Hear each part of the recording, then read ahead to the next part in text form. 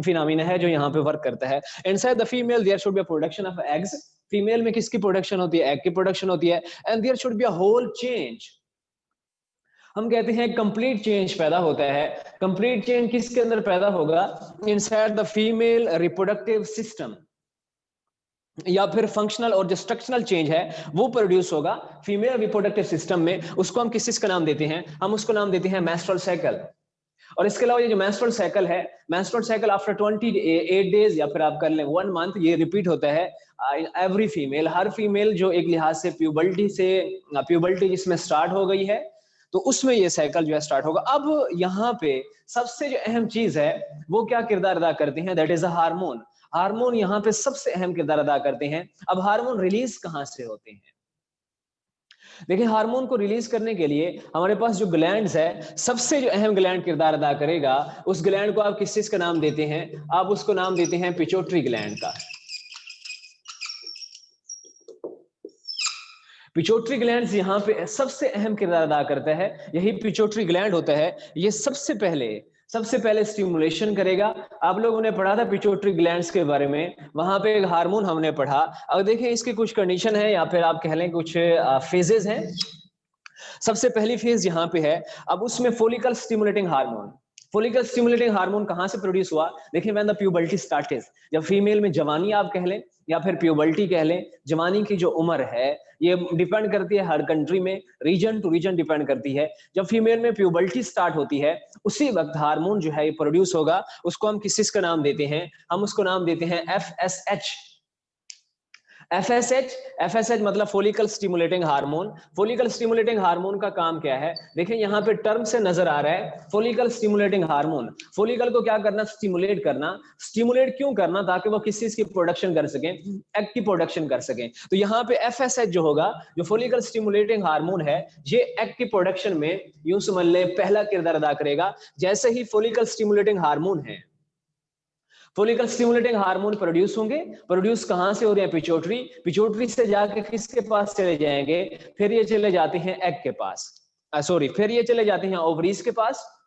Ovaries के बाद फिर इसके बाद तो एफएसएच जो है इसमें प्राइमरी फोलिकल पैदा होते हैं। अब ये जो प्राइमरी फोलिकल पैदा होंगे, अब इस प्राइमरी फोलिकल्स की वजह से फिर ये प्राइमरी फोलिकल जितने भी पैदा होंगे, मिसाल के तौर पर ये एफएसएच है, एफएसएच क्या हुआ? रिलीज हुआ।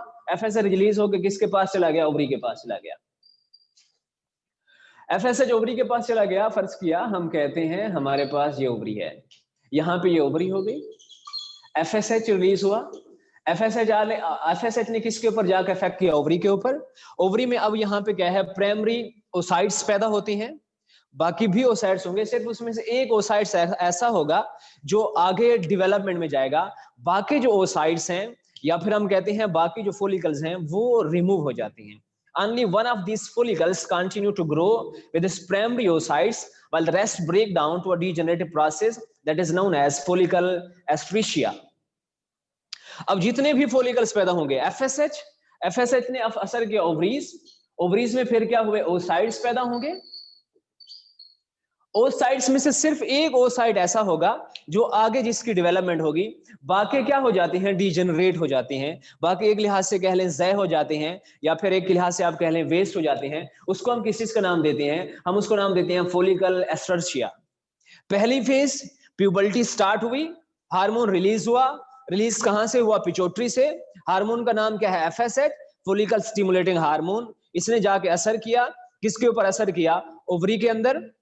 ओवरी के अंदर फिर फोलिकल्स में क्या हुई? स्टिमुलेशन हुई।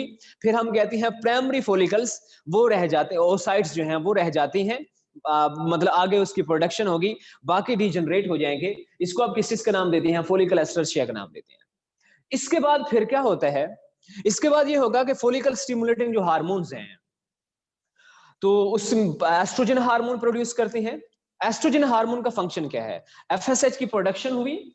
एफएसएच की जैसे प्रोडक्शन होगी फोलिकल स्टिमुलेटिंग हार्मोन, अब यहाँ पे एक और हार्मोन पैदा होगा। उस हार्मोन को अब इनसाइड द यूट्रस, ये हार्मोन जिसे आप किस चीज का नाम देते हैं? एस्ट्रोजन हार्मोन का नाम देते हैं। एस्ट्रोजन हार्मोन क्या करता है? एंडोमेटीरियम करेगा। और इसके अलावा क्या करता है? वेस्कुलराइजेशन।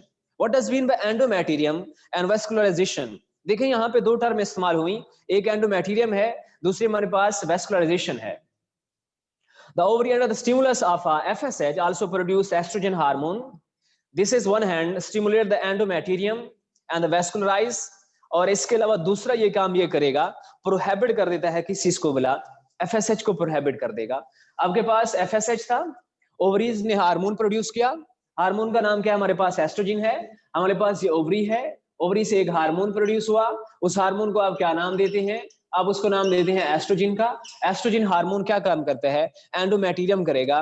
एंडोमेट्रियम का क्या मतलब होता है, इसका मतलब ये होगा कि यहाँ पे जो बच्चादानी या फिर जिसे हम किसी का नाम देते हैं यूट्रस का नाम देते हैं, यूट्रस की लाइनिंग की जाती है, यूट्रस को मजबूत बनाया जाता है, यूट्रस की वाल की लाइनिंग होगी ताकि यूट्रस ज्यादा से ज्यादा स्ट्रांग या फिर ज्यादा से ज्यादा मजबूत हो, ताकि प्रेगनेंसी क्या हो सके, मेंटेन हो सके। तो ये यहाँ पे ये काम करेगा। इसके अलावा एस्ट्रोजन का एक और काम क्या है, देखिए फोलिकल को स्टिमुलेट करा दिया, एग की प्रोडक्शन स्टार्ट हो गई। अब एग और प्रोड्यूस नहीं होने, ये साइकिल जब तक कंप्लीट नहीं होगा और एग प्रोड्यूस नहीं होंगे, अब इस सूरत हाल में जो FSH है, जो फोलिकल स्टिमुलेटिंग हार्मोन है, उसको स्टॉप करा दिया जाता है, उसको इनहेबिट कर दिया जाएगा। ये दूसरी फेज हो गई। इसके बाद फिर तीसरी फेज में क्या होता है, FSH will be a decrease. FSH hormone की जो प्रोडक्शन हो रही थी कहां से बुला, पिट्यूटरी ग्लैंड से। पिट्यूटरी ग्लैंड से इस हार्मोन की प्रोडक्शन ऐसा ऐसा इनहेबिट कर दी जाती है, ऐसा ऐसा कम कर दी जाती है। इसके अलावा एस्ट्रोजन हार्मोन देखें, यहाँ पे एस्ट्रोजन हार्मोन का लेवल क्या हो जाएगा, बढ़ जाएगा। जैसे एस्ट्रोजन लेवल का हार्मोन लेवल बढ़ेगा, फिर यहाँ पे एक और हार्मोन पैदा होता है जिसे हम किस चीज का नाम देते हैं, ल्यूटिनाइजिंग हार्मोन का नाम देते हैं। ल्यूटिनाइजिंग हार्मोन्स होगा, फिर हमारे पास क्या है, ये फोलिकल्स हैं। फोलिकल्स के अंदर ही दरअसल क्या प्रोड्यूस होते हैं, उसके अंदर एग्स पाए जाते हैं। Follicle cell after release the egg, modified form होगी उसकी, जिसको हम किस चीज का नाम देते हैं, कार्पस ल्यूटम का नाम देते हैं। येलोइश ग्लैंडुलर स्ट्रक्चर होता है। अब ये एक और हार्मोन रिलीज करेगा, उसको हम नाम देते हैं प्रोजेस्टेरॉन। ये हार्मोन जो है डेवलप करता है एंडोमेट्रियम को, और इसके अलावा जाइगोट्स के लिए इम्प्लांटेशन जो होती है जाइगोट्स की, प्लेसेंटा फॉर्मेशन में भी इस्तेमाल एक लिहाज से होगा। ल्यूटिनाइजिंग हार्मोन हम कहते हैं ओवुलेशन में हेल्प करते हैं। फर्स्ट की आपके पास ये क्या है, ये एक फोलिकल है, इस फोलिकल के अंदर क्या पैदा, यहाँ पे क्या पाया जाता है, एग सेल पाया जाता है। अब इस एग सेल को क्या करना है, रिलीज करना है। रिलीज कहां से होगा, ओवरी से। ओवरी से रिलीज होने के बाद फिर यहाँ पे फेलोपियन ट्यूब होती है, फिर ये फेलोपियन ट्यूब में आता है। अब यहाँ से जो एग की एक लिहाज से रिलीजमेंट होगी, उसको हम किस चीज का नाम देते हैं, उसको हम नाम देते हैं ओवुलेशन का। ओवुलेशन होगी, ओव्यूल मतलब यहाँ पे जो एग है वो यहाँ से क्या होगा, रिलीज होगा। अब यहाँ पे ये मॉडिफाइड फॉर्म है, अब एग की जो मॉडिफाइड फॉर्म है हम उसको किस चीज का नाम देते हैं, हम उसको नाम देते हैं कार्पस ल्यूटियम। कार्पस ल्यूटियम है वो रिलीज होगा। और इसके अलावा कार्पस ल्यूटियम एक और हार्मोन पैदा करता है जिसे हम किस चीज का नाम देते हैं, प्रोजेस्टेरॉन हार्मोन का नाम देते हैं। प्रोजेस्टेरॉन हार्मोन का भी यही काम है, it will also be a lining on the endometrium कर लें, या फिर जो यूट्रस है वहां पे इसकी लाइनिंग की जाएगी ताकि वो ज्यादा से ज्यादा स्ट्रांग हो। जब तक ये फिनोमिना हो जाता है, अब इसके बाद क्या होगा, ओव्यूल जो है वो प्रोड्यूस हो चुका है, एग प्रोड्यूस हो चुका है। अब होना ये चाहिए कि फर्टिलाइजेशन हो।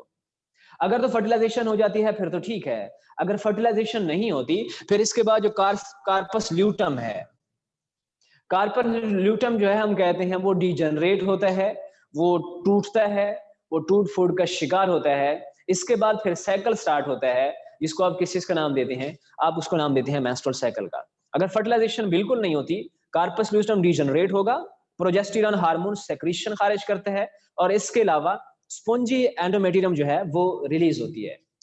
देखें हमारे पास क्या है, कार्पस ल्यूटम, रिप्रोडक्शन नहीं हुई, रिप्रोडक्शन नहीं हुई तो अब इसके बाद इनको बॉडी से बाहर निकाल देना है। इस सूरत हाल में यहाँ पे जो स्पॉन्जी एंडोमेट्रियम थी, स्पॉन्जी एंडोमेट्रियम यहाँ पे जो सेल होंगे वो सेल डिजेनरेट होंगे, वो सेल भी सेल डेब्रिस, ब्लीडिंग, प्लस हम कहते हैं हमारे पास जो ये डेड सेल एक लिहाज से डेड ही होंगे। कार्पस ल्यूटम है, इसको बॉडी से क्या कर दिया जाता है, रिलीज कर दिया जाता है। तो ये फिनोमिना जो है यहाँ पे होता है, वे सफर अ ब्रेकडाउन। तो डिस्चार्ज है, इस सूरत में ब्लड का डिस्चार्ज होगा, सेल डेब्रिस होंगे, मरे हुए सेल होंगे, इसको हम मेंस्ट्रुअल साइकिल का नाम देते हैं। अब मेंस्ट्रुएशन का नाम देते हैं, और मेंस्ट्रुएशन जो है 3 से 7 डेज तक जो है इनसाइड द फीमेल ये रहती है, इसका जो प्रोसेस है। इसके बाद साइकिल इज दस कंप्लीटेड।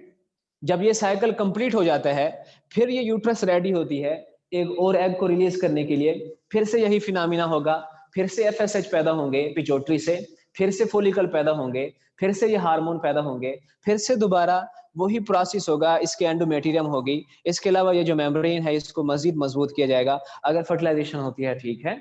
अगर फर्टिलाइजेशन नहीं होती, फिर कार्पस ल्यूटम डिजनरेट होगा, फिर एग सेल बॉडी से रिलीज होती हैं, फिर ब्लीडिंग होती है, फिर सेल डेब्रिस जो है वो बॉडी से बाहर चले जाते हैं। तो ये फिनोमिना है, ये तरीकाकार है, ये एक लिहाज से यूं समझ लें मैकेनिज्म है जो यहाँ पे होता है।